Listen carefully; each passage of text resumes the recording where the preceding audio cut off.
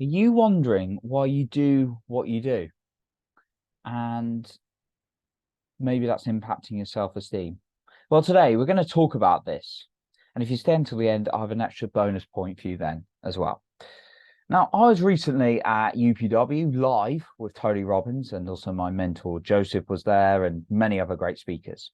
And Tony Robbins, one of the fathers of God, let me say that again, one of the fathers of personal growth, in my opinion.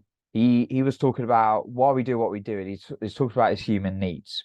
Also, there's a great book called The Mountain Is You, and it's a book about self-sabotage. And it really hit me again that we do things for reasons. We do things to meet our own needs.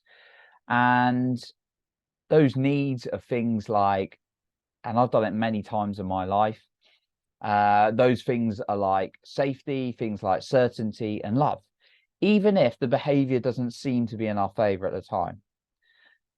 Now, I'm going to talk about how we can overcome this, but we also can do good behaviors to meet our needs. And it's about identifying what the needs are that are being met from some of the bad behaviors, and actually how can we meet those needs in more fulfilling ways that aren't bad behaviors. And we have to become very conscious to it. Now, I want to ask you this: how's it helping you by being caught in the same loop of maybe a bad behavior and you're like, well, I want to stop it but I can't? Well, it may be because it's meeting your needs, because I've been stuck in many things, stuck in things like spending too much money more than I needed to, because it was meeting the need for like variety and fun and actually even connection, significance and things like that. Things like drinking too much alcohol when it meets the needs of things like fun, even connection, love, certainty, variety.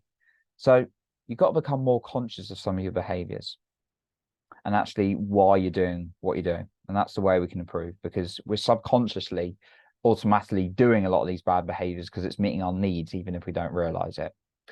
The good news is we do some good behaviors because it meets our needs as well. So the first one is identify your good behaviors. Like, what are some of the things you do good that are very consistent? And it's like, how are they meeting your needs? Right. So think about some of the good things you do. Maybe you go and work out, maybe a lot. I know some people are very consistent. I'm very consistent at how it meets my needs is it makes me feel more connected to me because I'm giving me what I need. I'm giving me that nutrition. It allows me to feel variety. I can mix it up a little bit.